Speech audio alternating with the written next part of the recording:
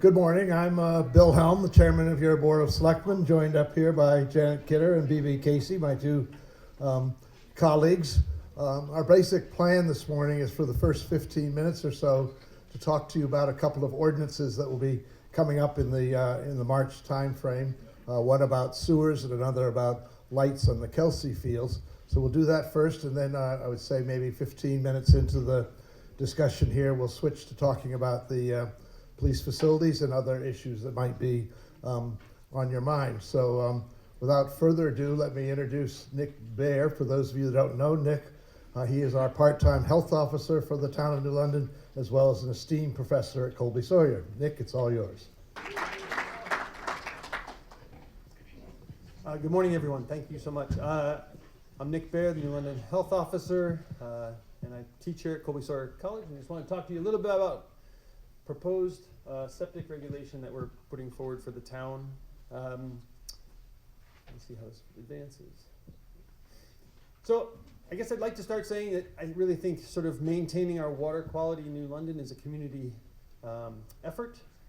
And so this sort of stems from a lot of information that we're gathering and have explored over the last year, I guess, as a group. And so it shouldn't be a big surprise to many of you that cyanobacteria blooms are on the rise in New London, toxic blue-green algae. It is of concern in our area. And in terms of what the state has seen, we've seen increases in the advisories for cyanobacteria. It occurs, and many of you on Little Lake, Sunapee, and Pleasant Lake have experienced this in the last several years. Pleasant Lake, I think we have a mid-June cyanobacteria bloom that's been the last 3 years happening.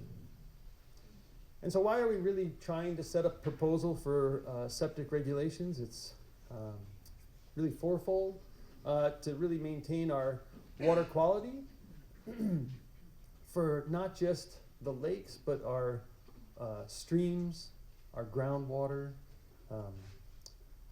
The infiltration from our homes goes into the groundwater and makes its way to streams and eventually to our lakes. So it's not just a lake issue. Really preventing people from coming in contact with sewage and pathogens related to sewage. Reducing the amount of nutrient loading into our systems. So our septic systems are one source of nutrient loading into these systems. And then the efforts, really one of the biggest pieces of this is really trying to educate folks. We're having a lot of folks moving to New London from elsewhere, and they may not have had to manage a septic system for their private home in the past. And so it's an opportunity for us to really have people doing best management practices for their homes and their septics. We have a lot of impacts on our landscape, but all that water, whether it's coming down as precipitation, landing on our ground or streams, is making its way into some waterway. And so what we do in that landscape will impact the water quality. Some of the things that we can have control over are things like our lawns, our farm use and care, our homes, and the impervious surfaces that we have. All of these will impact water quality. We do see, if we look at the volunteer lake assessment from the VLAP data from all our lakes and ponds, we see a slow, steady change in that water quality. Whether it's conductivity or phosphorus, we are seeing changes over time. Just this idea of the septic system for us that are very aware of it, myself on a septic system. It's part of our home maintenance, and it's something that we really should be attending to. Something that works properly, it does allow for holding back our effluent and allowing a slow percolation of water that's has time to purify its nutrients. So something that functions well works wonderfully for keeping our nutrients and our effluent out of the environment, and those that are in failure, where our system isn't working well. Let's see if this pointer works. If our sludge and sewage ends up going out into our leach field, it becomes problematic. There are other things that will lead to septic system failure, and hopefully through this effort we can do a little bit more education and outreach to folks just to talk about best management practices for your septic systems. Water quality is directly related to property value, so that's one incentive maybe. I hope there's others for caring about reducing our nutrient load into the environment. It impacts what we do in our water bodies, the recreation and use of it. It's one piece that we have control of. It's just maintaining our septic system and pumping it out regularly. And so what are we proposing? We're really just trying to have folks take time every 3 years to pump their septic system. The regulations that we have proposed have waivers built into it, so if people are in a home where they have a larger system than they are using, there's opportunities for them to apply for a waiver if they're using less than 50% of the use of that septic system over that 3-year period. But we are asking everybody to pump at least every 6 years if they qualify for that waiver. For everybody else, it would be every 3 years. Our town website already has a link here for information about the regulations we're proposing, and then a lot of information from sources from DES and other sources, just giving you best management practices and for your septic maintenance. That's our proposal. I'm happy to take questions. So my name is Philip Brown. I live at 59 Wallula Road in New London. And I guess a couple of questions and comments.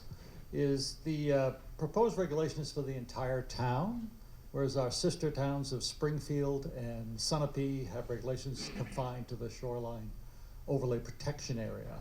And while I understand that it's good practice to pump a septic system, no question, your data is correct, it seems a little bit of overreach to have it in the entire town. Now, Springfield went one step further, and they nominated another area that was a watershed area, so it was more than just the shoreline overlay. Perhaps New London needs to do that. There's no, obviously, if you do the entire town, you don't have to do that. I understand that. But it seems, the question is it really something that needs to be a regulation? Sure. Is the question. I would further comment that two things tend to happen once you make something a regulation. There's a little bit of bureaucracy involved. That's not necessarily a thing that would be too difficult in this case. The way it's proposed is there would be a document that would be provided. I read the regulations that you had online. The other thing that does happen, and this happened to me down when I lived in Massachusetts, was once you make something a regulation, suddenly the cost of pumping your system goes up. All of a sudden it's like, oh, you're required to have this done. It costs more. It's happened to me in Massachusetts. Title V came in the 80s, early 90s actually. And a pumping that used to cost a couple $100 all of a sudden cost $500. And that was just for an inspection. So I question whether the need is really a need to make it town-wide. Is that really necessary? And why aren't we following what our sister towns have done? So I guess that's my question. Thank you so much. I appreciate that. Sure. Thanks. Thanks for the question. So to address the first part of your question about why the whole town, so my work is in aquatic ecology and hydrology when I teach, and so I would argue that any drop of water or any place on the landscape, that water is going somewhere. And so whether it's your home or my home, whatever falls there is ending up in some stream and eventually down to some other water body or into the groundwater. And many of the other towns that you mentioned, Sunapee's ruling, that was a first step for them. The hope is that they expand it beyond the shoreline. I would argue that I think the impetus for this is really looking at water quality holistically and public health holistically, not just the lakes.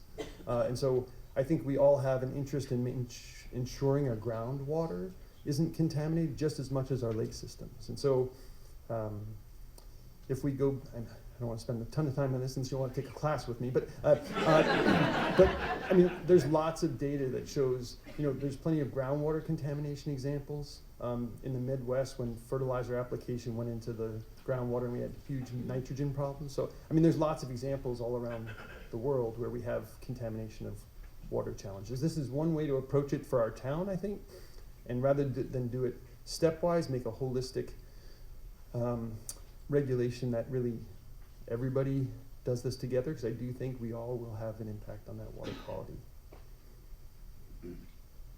The other part about, I guess the second piece about the cost, I can't really comment on that. We did do a survey of all the septic pumpers. They have capacity to do this. We tried to look into that ahead of time, so we interviewed all of them. So whether that price goes up, I hope not. I don't anticipate that because of this regulation. That may be a different piece of the story. Other questions? Elizabeth Lowell, Hilltop Place, New London.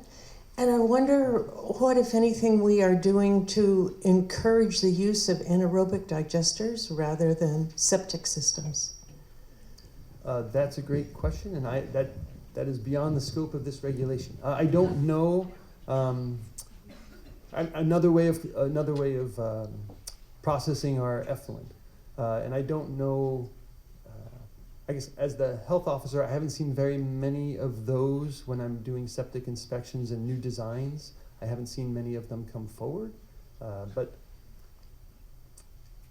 so I don't think we're encouraging them any more than any other design. And I think that's a homeowner preference that may come up in the conversation of septic designs. Hi, Nick. Doug Holman, 30 Maple Lane. I've got a couple of questions.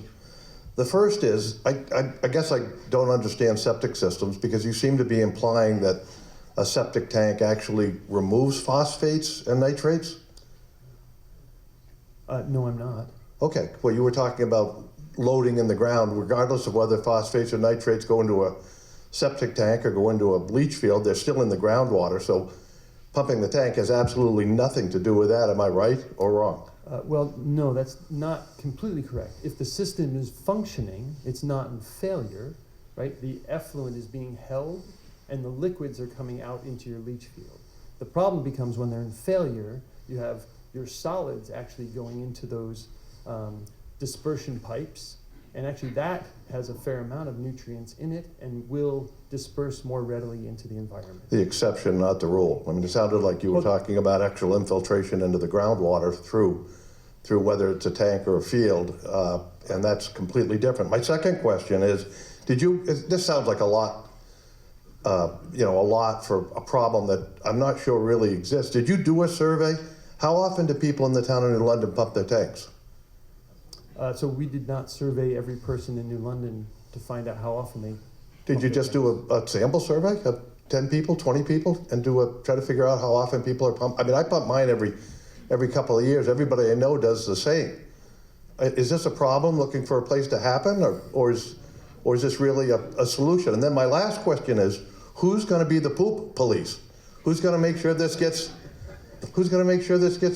this gets enforced? I mean, do we need more bureaucracy in this town? Yeah. And that's my question. And thank you, Nick. Yeah, no problem. Thanks. So the first part is trying to remember all the pieces there. So in terms of how we're going to manage this, so the town has a proposal to look at a new management system, not just for this piece, but for managing additional pieces of everybody's, what is it, the permits and the, yeah. You can go ahead. Okay, sorry.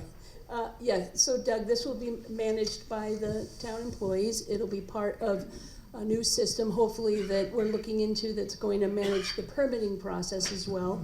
And as Nick said, we're looking at this as an education piece because you are right. The majority of people we do think are pumping their septic systems regularly. We did survey the different pumping companies around town to try to get an idea if they would be able to handle this capacity. And just doing the math, it seems as if a lot of people are already doing this. So, but there are, as Nick said, a lot of people, and and the health officers all around the area are seeing an increase in septic failures. So we're just looking at this as a way to educate everybody in town on the importance of it. It's one thing that we can be in control of to protect our most important resource around here, really, which is our lakes. So this is, I don't have a mic, but this is gonna lead to additional septic. This is gonna lead to additional septic system inspections. This is gonna take on a whole life of its own. I mean, without, you're implying that it's more than septic tank. It's gonna go to septic systems. We're gonna have septic inspectors. We're gonna become Hanover or whatever the heck you guys are trying to turn us into. I guess my comment to that is that we're not really changing our process for inspecting septic systems. This is when there's new construction or there's a known failure, I get called from time to time to go look at these septic systems. If they're in failure, the person has, from my perspective, I see a number of septic failures every year, and those are the ones I'm made aware of because they don't have to go to the town to go through that permitting process. And so for me, I see a portion of the failed systems. And I think the impetus for this really is trying to prevent those failures from happening in the first place. I mean, once a system goes into failure, we're already putting out nutrients into the system that we didn't need to have in that system. And so I'd argue that the hope is by regular pumping and regular inspections, we're preventing the failures from coming up. And in 10 years or whatever, the hope is that the number of failures drops dramatically. That's what we're trying to prevent. So I think we're going to move on because we have a couple of other big topics, but please, I encourage anybody, and I'm happy to have coffee with you, Doug, to talk about it. Anybody reach out with questions. The draft of the ordinance is on the town website, so please take a look and reach out with any questions. I'm going to move along to Janet, who's going to talk a little bit about some things happening around town. Okay, good morning. As we moved into discussing the topic of zoning amendments for our community, I want to thank you for your continued engagement. These amendments, which will be presented at the upcoming town meeting, reflect significant discussions about maintaining our community's character and addressing the needs of residents and institutions. There is a proposed zoning amendment for lighting at the Sally Shaw Beach Track and Field. Colby-Sawyer College has requested an amendment to the zoning ordinance to allow lighting on the Sally Shaw Beach Track and Field at the Kelsey Athletic Campus on Siemens Road. Currently, the ordinance prohibits lighting at these fields due to concern about disturbing neighbors. However, after nearly 25 years of field use without lights, the college has determined that lighting is essential to remain competitive with other institutions and to sustain enrollment. Notably, Colby-Sawyer is currently the only college in its division without lighting fields. The college has worked closely with the planning board and interested neighbors to draft an article that carefully balances these needs with community concerns. A consultant from the International Dark Sky Association provided insights into modern lighting options designed to minimize light pollution and impact on nearby properties. The proposal includes the following safeguards. Lights will be turned off promptly after competitions. College staff will use app-based controls to dim and shut off lights remotely. The lighting system will be monitored to ensure it is only used when necessary. If approved, this amendment will allow lighting on the track and field and access roads to the Kelsey Field Athletic Campus, enhancing safety. Importantly, the baseball field and non-turf fields remain without lights. There's another petition zoning amendment for the zoning ordinance. The second proposed amendment involves a petition to rezone approximately 1.44 acres on Main Street.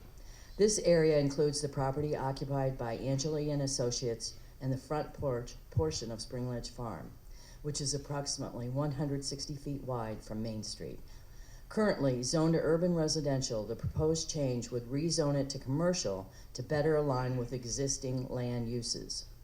It's important to note that the portion of Spring Ledge Farm included in this rezoning is subject to a conservation easement that restricts its use to commercial agricultural activities as they exist today.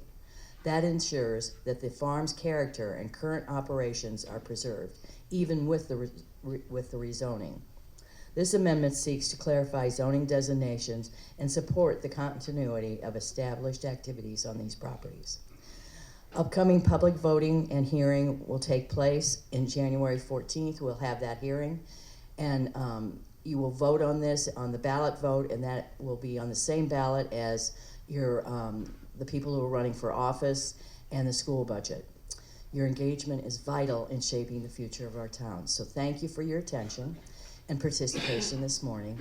We look forward to working together to address these important issues responsibly and collaboratively. Thank you. Okay, now it's Ashley. Good morning, everyone. It's nice to see so many faces on a snowy December morning. My name is Ashley Seawold, for those of you that don't know me, and I am here representing the Police Facilities Advisory Committee. I was here back in June, was the last one that we had of these, introducing what we were charged with, and I have got Chief Cobb here and also Tony DeLuzio from Collier's Engineering. Tony was here a year ago this month, was introduced to the town, and he has been a vital partner for us in helping us work through what our options were and ultimately where we've landed.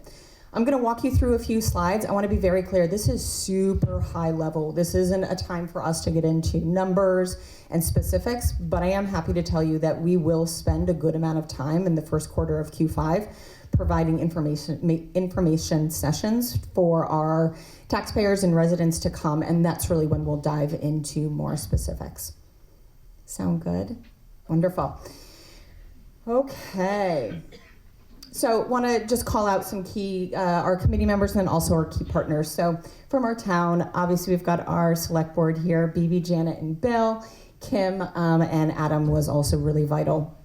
And Sam also took some time to walk some land as well with Adam and was really helpful in providing us with some information. Committee members, I think we have a good number of committee members here today. Annie, Jim, Jeff, Lieutenant Keith, Bruce, myself, Phil, Maleka, and Susan, and then our external partners, John and Bob from Valley Brunzinger Architects, and then Tony, who's here with us today. All right, now I went through this in June, but just want to remind us all sort of what our charge was when this committee was put together, which was really to evaluate plans, data, and information compiled by the consultants for the purpose of advising the selectmen of our preferred path to take in improving the facilities to be used by the police and dispatchers. The committee will also assist the selectmen in efforts to educate the public on the various options available. When we were first formed, there were really 4 options that we had. We could renovate the existing space, demo the existing space and rebuild, new build on an alternate site, or purchase and renovate another building. We really looked at all 4 of those different options. And with the help of Tony through Collier's and then LaValle Brunzinger, Chief Cobb went through a needs assessment of just really looking at what are the needs of our department now, and what those potential needs are in the next 10, 20 years or so. And through that, we were able to compile a pretty good assessment and then use that to sort of guide us in what we were looking at. All right, we're gonna do a little history lesson here. Did you know that the location of the New London Police Station has remained largely unchanged and unexamined for over a century? So when the Whipple Hall construction plans were created, they did include a lockup space in the basement. That was in 1917. In the 1930s, we hired our first police chief. Before that, we used constables. In the 1970s, it was really the first time that there was mention of potentially looking at the needs of our police station, and that was through the fire department moving from its location on Pleasant Street to where it resides now on Main Street. And that was just that once the fire department got its new building, the town should really start looking at the needs of the police station.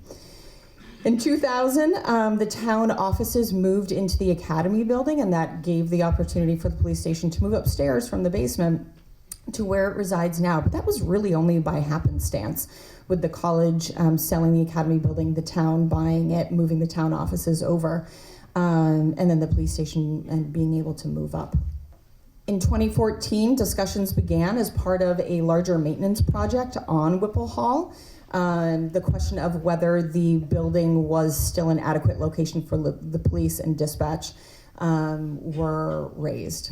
In 2018, there was a conversation. At the time, Chief Anderson had asked for a 9th police officer.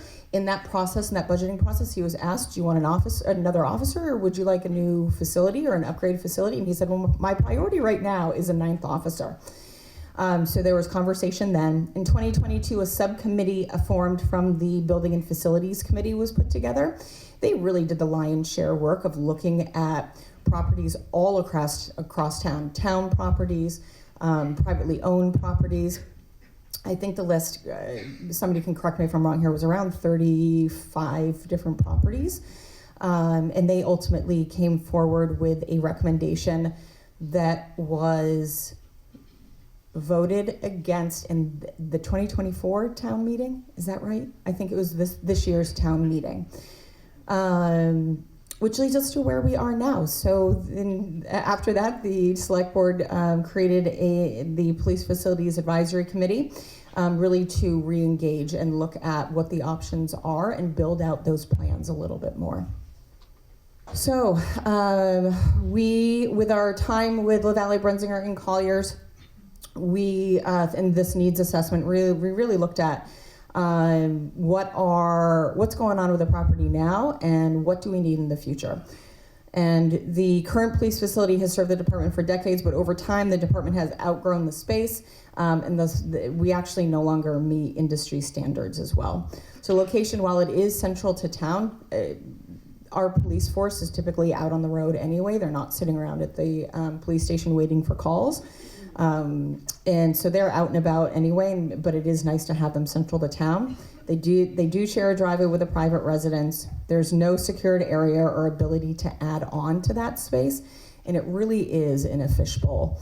The Sally Port, which is the garage underneath, is pretty far away from central operations, so knock on wood, God forbid, an emergency happens down there, it's gonna be a long time before somebody can get all the way down there. It is not ADA compliant. The floor-to-ceiling windows facing the town green mean that oftentimes chief and other police members of our police force have people knocking on their office windows. Doors and windows don't meet industry code standards, and then the sprinkler, riser, and critical infrastructure systems are all in the same room downstairs. So, we've outgrown the space. It served us well for well over 100 years. And we are excited to share where we looked and what our ultimate recommendation is. So at our inception, several potential locations for the police station were identified. Over the course of several months, the Select Board, Chief Cobb, LaValle, Brensinger, and Colliers collaboratively visited these sites and provided the committee with detailed information about each site. So we had 198 Main Street, the Bonanno property, that's the house, the unoccupied house directly across the street from PC's. 25 Siemens Road, so that's the current location, so we did look at the current location. 176 Main Street, which is the Sigma Data building up on the hill between Sugar River Bank and Bar Harbor Bank. 0 Newport Road, which is also referred to as the Bewley property, which is the plot of land directly across the street from the post office. And then sort of late in the game came 0 Siemens Road, which is the Garvey property, which is just really a stone's throw over the fields here down Siemens Road. From there, we narrowed it down to 3 potentials, 198 Main Street, 0 Newport Road, and Siemens Road. And in that time, we were really asking a lot of questions around, what do we think curb cuttings look like? What do we think on Newport Road the state will want us to do? Well, are they going to want us to put in stoplights? Are they going to have to mandate where the driveway is? There were concerns about folks coming from 89 from the dump coming up into town, and there being traffic on that little knoll coming in and out. We looked at we narrowed it down to those 3: Bonanno, Bewley, and Garvey. ultimately, at the end of the day, last week we all voted after reviewing the site plans for the Garvey property on Siemens Road, and the majority vote was for the Garvey property on Siemens Road. So that is where we are. Again, we are keeping this very high level. We do have some rough numbers, but what we want to do is allow the select board and the budget committee to go into a process of looking at bonds. And then we will be able to communicate a little bit more about what that looks like. And I also understand that the town is still in conversations with the Garvey family in talking about the sale of a few acres of land there. So if we look at it, I just want to be very clear, the building is a very soft rendering. This is not at all what we anticipate the building will look like, and there will be a second version of a committee, a subset of a committee, potentially other folks joining, really to look at what the building will aesthetically look like. So please don't look at that and think that's what it's going to look like. And then that's just the lot. So you can see we are right up in here, and this is the land right here. And I believe it's a 20-acre lot. We would not be looking to purchase all 20 acres. We'd really be looking to purchase the amount of acreage that we need for the police station, which is about 3 acres or so. Let me pause there. Tony, Chief, anything that you guys would add? Nothing. Okay. Leaving you out there. Taking the easy way out, I see. Okay, so what's next? So this month we have obviously reviewed the properties, finalized the recommendation. We did send a memo to the selectmen late last week with our formal recommendation. And then obviously we're here sharing this information with you guys.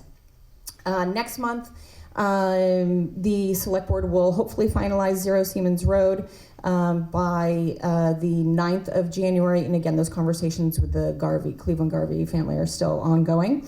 We will start to have information sessions, hopefully at the end of January, that go through March, leading up to town meeting, really to talk about, really get into the details and allow you guys time to process the information and ask the questions. At the end of the day, would we love everybody to be in favor of this? Yes, absolutely. But my goal is to make sure that you guys have all the information you need to make an educated decision. The select board is talking about funding, and they are, I don't want to steal BB's thunder, but I think she's going to talk about this in a minute, but they are likely going to do some information sessions on their own, just around how projects are funded and what it means for taxpayers. So not just about the police station, but anything else that might be on the ballot in March, and just a little education on how things are funded. I find it interesting. I had no idea, and think that you guys will get a lot of value out of it as well. And then they'll be prepping for the budget hearing. Sort of similar in February, except that there is the budget hearing on February 5th. Which hopefully they'll get approval there. They will continue to work on the bond size. We'll do information sessions, they'll do information sessions, and then March will lead right up to town meeting. So that's what I got. Who's got questions? I know they're out there. Yes, Mr. Bowers. Hi, my name's Bob Bowers. I'm a resident of New Hampshire. And first, I realize the selectmen are doing most of the work on this, but I want to extend my appreciation to Ashley and the committee for your work reviewing the 3 sites proposed by the selectmen. I have some questions, but I first want to make a correction. The Police Station Site Review Committee looked at 32 sites. And they didn't make a recommendation. They specifically didn't want to make a recommendation. Okay. They suggested 2 sites to the selectmen that needed further review and examination and the gathering of information. One was the Bewley site, which was rejected in the 23 meeting when it was brought by petition. And then the selectmen put it back on the table for your committee. The other thought was to look at what was called the Broom property, which is the building near the circle, near the Rotary up on the hill, and that was ostensibly going to be part of your review because part of your review from the selectmen suggested looking at an existing building for renovation. I listened to the audio when a question was asked about what had been done by the architects to look at it, and the audio was indecipherable. But apparently, the selectmen in LaValleys had said don't pursue it. So I don't quite know why they didn't. I'm happy to answer that right now, Mr. Bowers. If you Sure. would. And it's my understanding, folks, please correct me or chime in here. The lot size was too narrow, and it would probably cause us to have to either buy or get some sort of easement in the Bar Harbor parking lot to have land there. And then the building itself was not able to be retrofitted into a police station. It would almost be a tear down just by the nature of how the building was built for its original purpose. Is that? Okay. Well, I guess I'm missing something here. Perhaps the selectmen didn't tell you this, but the Bar Harbor property next between the parking lot and the Broom property is for sale. And I had long ago mentioned to the selectmen that they should look at that to purchase. Yeah. They in fact got an opinion of council that said yes, indeed, they could buy it and annex it. That would almost double the size of the property.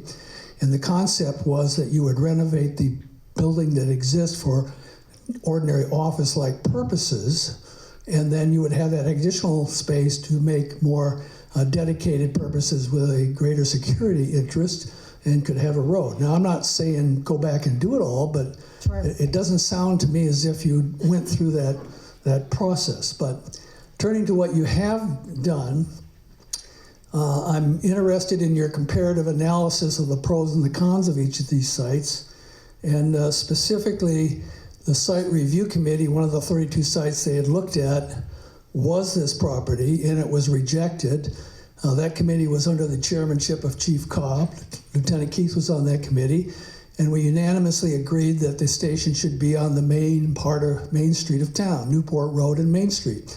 And the chief and lieutenant and the committee felt that was too far away from the main road. So I'm interested in your discussion at the committee about why that's now acceptable.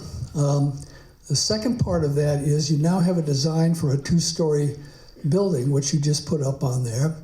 And you just got through talking about the difficulty at Bucher of having something happening in the Sally Port with the operations upstairs, and that's exactly what the new building does. Earlier on in these discussions, there was concern about Bucher because if there was an arrest made at the soft interview room or at dispatch, they would have to get people either through the operations or march them around outside, and that's exactly what you have in this new building. No, it's actually quite different. So it's how the building would be designed is really the difference here, and that our current facility has been added on and added on and added on to certainly accommodate the needs, but there are safety concerns there, and those safety concerns would be eliminated in the design of this new 2-story building. Okay, but the operations center and the dispatch and the soft interview are still upstairs, correct? Yes. And the processing is still downstairs, correct? Yep.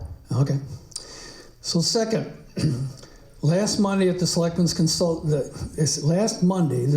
consultant presented to the committee what he had described as a bare bones estimate for the project of $14,840,200 for construction of a proposed 14,516 square foot building. And you put forth the estimate of site purchase at about $350,000, and Selectman Helm has stated renovation of Bucher for other uses would be about $3,325,000.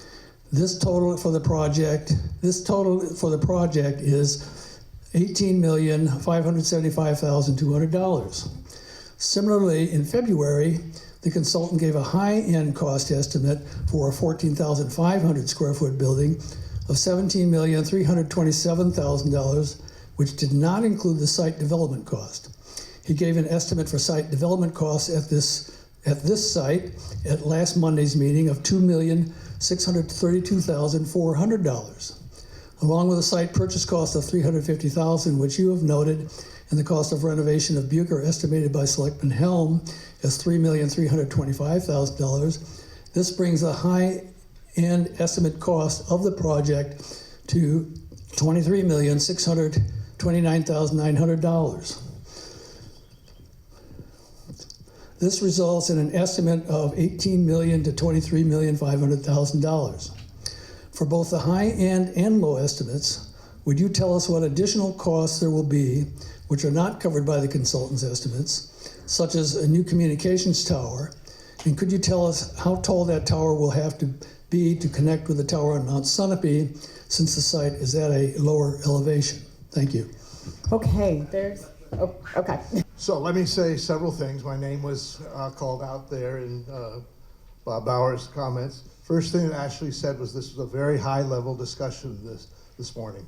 She said we were not going to get into details. So you've gotten into a lot of details, Bob, and that's fine. But this is a process. This is another step in that process that's been going on for several years. And let me just tell you that the selectmen are very, very aware of taxes in this town and the need for considering lots of other priorities. In the coming weeks, we plan to set forth information about the financial dimensions of this project by going step by step through the different things that have to happen. There is considerable value engineering and consideration of size and scope of what we're doing that needs to be taken into consideration.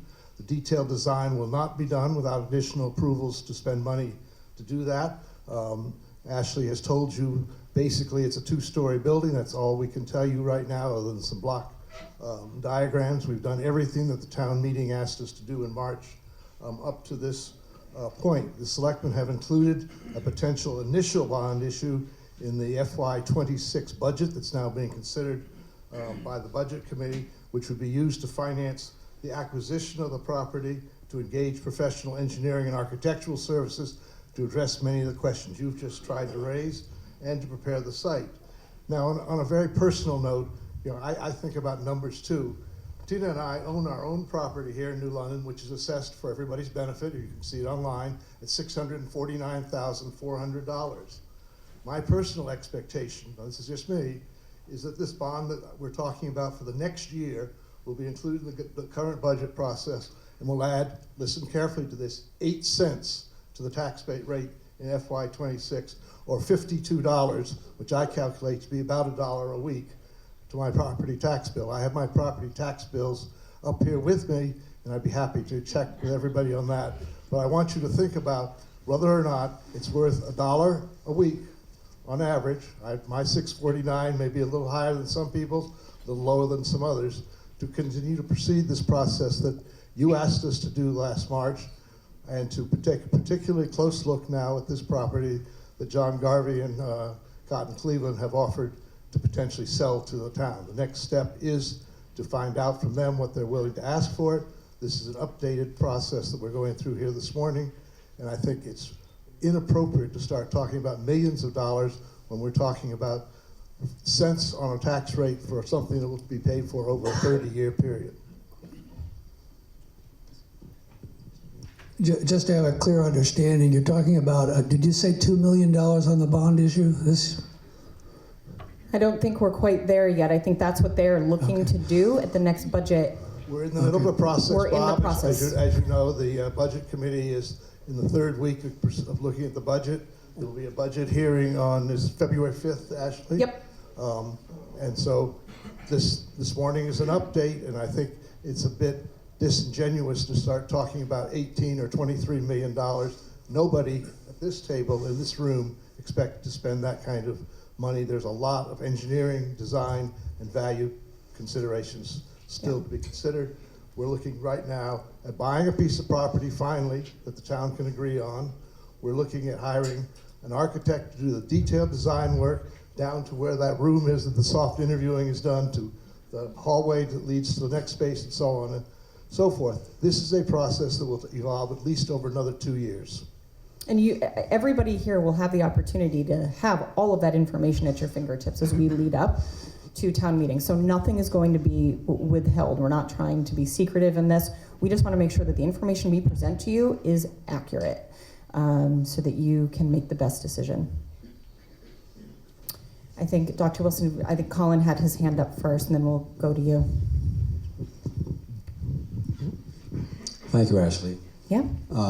Bill, or anybody on the select board, just for clarity, so when we talk numbers in January, I think the discussion we had back in March about giving information to the community as to what the tax impact of this project would be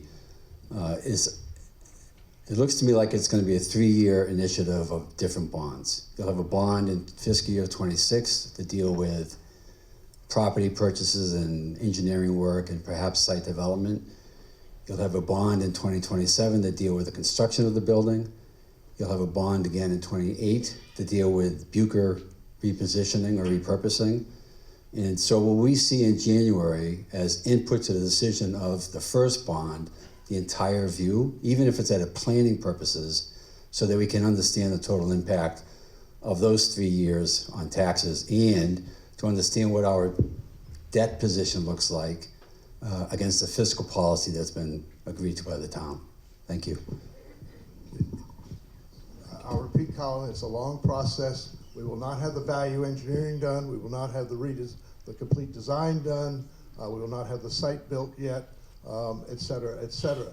I think you're right. It's going to be several years. I don't know if it's 1 year, 3 consecutive years, or whatever, but we will continue every time we get together to update people on what we think the range of possible activities will be.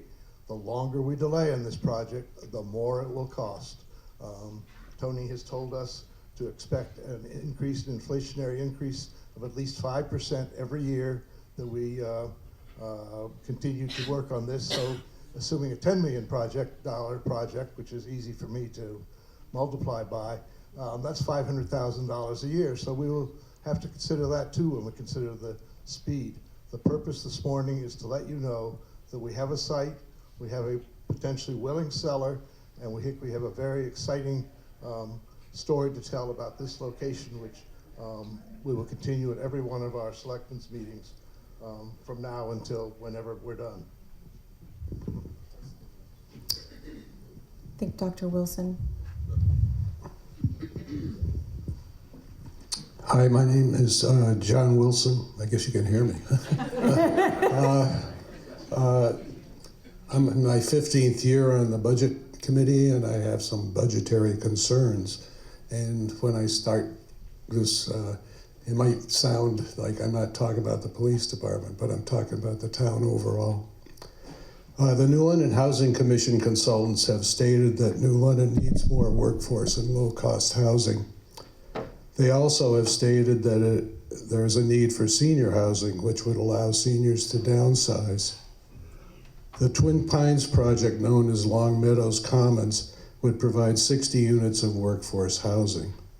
The Continuum project, known as the New London Place, would provide about 110 units of senior housing. Both projects are unable to proceed because of water constraints. The wells on Colby Point that are the source of the town's water originally had a capacity of 750,000 gallons a day, but now have a capacity of just 2/3 that. And due to the nature of the aquifer that they're in, we'll see further diminishment of capacity. Engineers hired by the Water Precinct have stated that New London should be looking for alternative sources of water. Estimates for this project have been between $8 and $20 million. The fire department needs to build an addition that will accept a new engine, which would be too large to fit in the present garage bay. Estimates for this run from $750,000 to $1 million. Also, the department's annual budget could quickly increase by $1 million as the department transitions to full-time firefighters. If the Bucher building is vacated by police, estimates to repurpose it are $3 to $5 million. New London is a donor town for state school spending. Recent plans by the state to reallocate our part in this funding could well cost us an additional $1.4 million annually. New London is considering a new police station, which when all aspects of the project are considered, could cost $20 million. All of these projects and obligations add up to close to $50 million. The timeline for all this is vague, but the $50 million isn't. The Housing Commission consultants have stated that 30% of the people in the area are burdened by the cost of housing, either rental or ownership. New London is an expensive place to live. Addressing all these items at once would make it impossibly expensive. We are trying to entice workforce to live in New London, but we are presenting them with items that will further increase their cost of living. We need to prioritize, and it seems that water is the natural primary concern that should be addressed. Thank you. Any other questions? Colin, I saw you raise your hand again. Did you have another question? Thank you. No, more just a commentary, for whatever it's worth. I think it's important to the town that we understand, even if it's planning numbers. And where I come from, planning numbers are important for resource allocation. Even with planning numbers, we should understand the total cost of a project. It's a conversation we've had in this town for many years now, and the total impact on the tax bill during the course of that project, so that people can be informed when they make that decision. So I understand that the first investment of $2 million is, I'll say $1 a day, whatever it might be. That's okay, but you need to add on top of that for planning purposes. And I think Tony will tell you, for planning purposes, what it will cost to construct a building. For planning purposes, we have a number on what it will take to repurpose Bucher. Add them all up, identify the bond value, identify the impact on the taxes of the total project. That information, in my view, is very important in the first decision in March. Just want to give that commentary. Thank you. Great. I think we're in alignment there. So I think we're good. And I think a lot of that will be baked out over the course of the next few months leading up to town meeting. So I think we're all in alignment there. Any other questions? Yeah. Tom Carley, I live on Otterville Road. What I find incredibly frustrating over the last couple of years is the financial analysis, going back to what Colin said, is fragmented and not comprehensive. It's not a couple pennies on your tax bill. Bill's a financial guy. I would say to Bill, or ask him, what is the debt service on $14 million? We go out and we bond it at 3.5% over 20 or 30 years. I would submit to you it's $800 to $1 million a year, which is, I think, 10% of our existing budget. And that's layered on top of it. So our tax bills will definitely go up 10% if this police station goes through. Thank you. Tom, thank you for asking the question in that way. We've done a preliminary look at big numbers without assigning them to any particular project. And the answer to your question is, over 30 years, it would add 45 cents to tax rate, given the particulars that you just gave, a particular interest rate, a particular period of time. The amount of money you borrow, the interest rate you borrow at, the length of the borrowing, and the way that you pay it off all are part of that. But the direct answer to your question is 45 cents a year on the tax rate. So how does that translate into annual debt service? Is it $500,000, $800,000, approximately $800,000. And it's only 45 cents. I'd be happy. It's almost 9:30. I'd be happy to sit down with you with sheets of numbers that we have on that. What we're trying not to do is to say, absolutely, this is going to cost this is going to cost that, it's going to happen in this sequence or that sequence. We're working on it. The water issue, as everybody knows, has added an interesting dimension in recent times because of the contamination on the hospital land. We're working through all of these issues. There are some other alternatives regarding the possible addition to the fire station.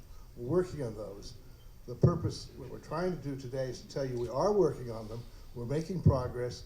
What we're really hoping is that you will stand back and think about the work that the advisory committee has done here to come up with this alternative site on Siemens Road. We are not unaware of the numbers. I tried to say that a few minutes ago, but to sit and to suggest that one set of numbers is the answer to everything is not right. But 45 cents is the answer to your question. I would submit to you, you get up at the town meeting and you say the debt service all in is $600,000 to $800,000. I think people will have absolute sticker shock, but that's just one man's opinion. Thanks. Are we, I know we're close to time, are we still taking questions? Okay. Excuse me. So there are a lot of hands, and it looks like go ahead. Okay, Mary Rocco, Bunker Road. This is just a quick question about the water again. It's my understanding that Twin Pines and the New London Water Precinct are currently in mediation. They have until the end of December to come to some kind of decision, or it goes back to the Housing Commission. The town, I assume, is also involved in this mediation, and I was wondering if they have any information they could share, or what is your current position right now on the water source. And two, for the new property for the on Siemens Road for the project for a possible police station, what would be their water source? I didn't see anything in any of the documentation. It is on town water. So Mary, And we are currently on town water. Mary, the answer to your initial comment is it is public knowledge that there's a mediation in process. All of the parties to the mediation are unable to further comment on it. Okay. I think Doug Homan. Doug Holman. Just a couple of quick questions and an observation. Ashley, what do you do? Are you an architect or something like that? No, I am not, Doug. I am in HR. All right, you sound pretty informed. I'm sorry, I didn't mean to be an insult. I just was curious about your background. I've just got a couple observations. I noticed there's none of the original committee members are on this committee. Is that right? Phil Sherman is on this committee, and I believe, Phil, you're in the room. I believe he was part of the first committee as well. Okay, I didn't know that. And Lieutenant Keith. Right. Is Lieutenant Keith, he lives in town, right? He does, yep. Okay, good. Glad to hear it. He also represents New London on the school board. I was there. I'm probably one of the few people in this room that was there for the meetings when the police station was actually renovated and moved to its current location. So it was more than just moving upstairs from the basement, and I had a lot of familiarity with the basement. Locked in the cell on numerous occasions, voluntarily, not involuntarily. But I was against it. I was vehemently against it, and I spoke about it at those meetings. How it was just a terrible location. How they couldn't come up with a worse facility and in a worse location. You know, it was going to bastardize the lines of the original town hall. You know what? I was wrong. I was wrong because they couldn't have picked a better location for that police department if they tried 20 years after the fact, when we've got school shooters and all the other problems we have. It is dead center and so close to Colby and our middle school or our elementary school that it's at a perfect location. So moving it there has to be a really, really, really underlying reason to move that building from its original location. And not having enough parking is really not a reason, because I think we all know that building beside it could have been bought if some people hadn't queered that deal a year ago when we tried. But anyways, forget that, okay? So I was there. The location has worked out pretty well for us to this point. I want to talk about money. And I hate the 45 cents here or the 10 cents there argument. It's insulting. And I'm sorry, there's no other answer for that, but it's insulting. And this project at $15 million, if that's what it is, or $25 million on the upside, is really going to be closer to $20 to $30 million. Nobody's done a cost of funds analysis.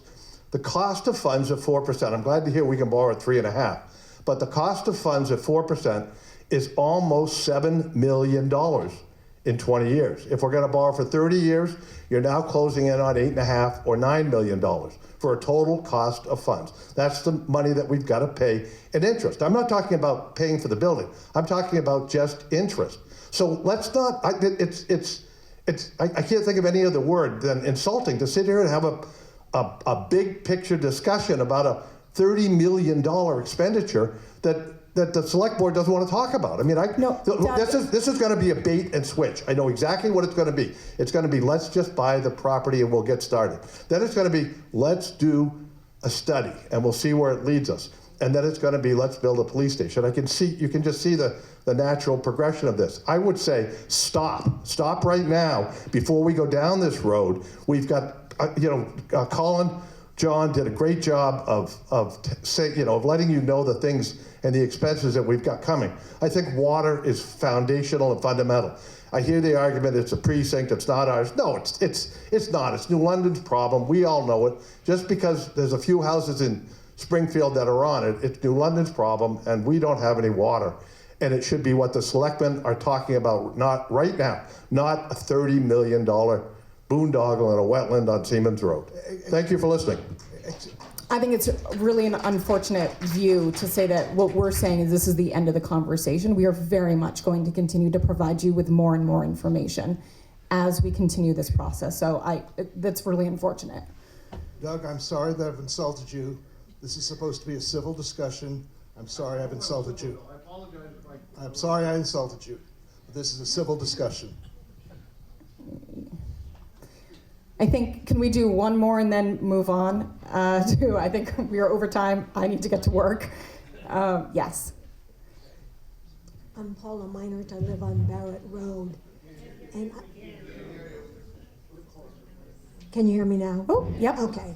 I live on Barrett Road, and I'm concerned about some of the same issues that have been raised, which I think the main focus should be water. Working on that, and also taking into account the other upcoming expenses that, other than the police station, there's the fire department, there's some more, and I think we need to take the long view, because also the town may be developed in other ways, and more development, which will mean more requirements for water, and I really think that should be the main focus. Thank you. Okay, I think just very quickly while I have the mic, Bill's gonna roll his eyes at me. I do just very quickly want to thank the Cleveland and Garvey family. They have continued for decades to come from a place of yes and being asked to have a seat at the table to solution for the needs of this community.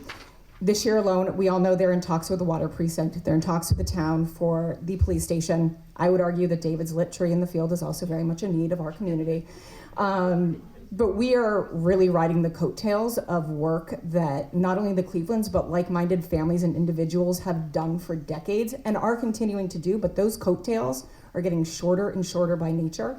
And so I am excited to see more people come from a place of yes in trying to solution. That doesn't always mean that something's going to end up being a yes, but coming from a place of yes and wanting to solution, magic happens when people come from a place of yes. So that's all I'll say. Thank you guys very much.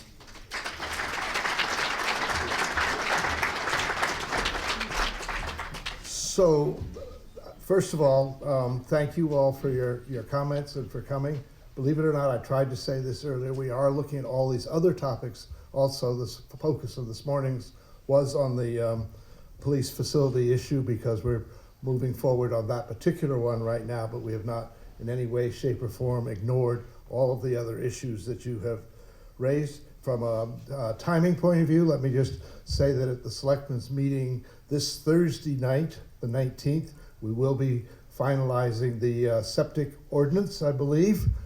So if you have further comments on the Septic Ordinance, Thursday night would be an excellent time to come and chat with the Selectmen about that. Janet mentioned the zoning hearing on the 14th of January. That'll be an important time if you have any views on either the Kelsey Field lights or the petition article regarding the rezoning of the small amount of land on Main Street. And then we've also mentioned today the budget hearing on the 5th of February, which is the time when the Budget Committee will be looking for final input in terms of the budget that we presented at town meeting. Obviously, we all have an opportunity to change that budget at town meeting also, but generally speaking, I think history shows that if it gets through the budget hearing, it gets through town meeting. Also, we will continue to do meetings like this. They are helpful. We get more input than we get simply on Thursday nights. I think it's fair to say. So I want to thank you all for coming out. I want to particularly thank the advisory committee. The 9 people that worked on that have worked very hard. Tony, I want to thank you for a year's work with us. And Chief, I want to thank you for hanging in there. So everybody, we're going to be around, chat afterwards for people who want to chat. But have a very happy holidays, and probably see you at one or more of these meetings in the next couple of months. Thanks very much for coming.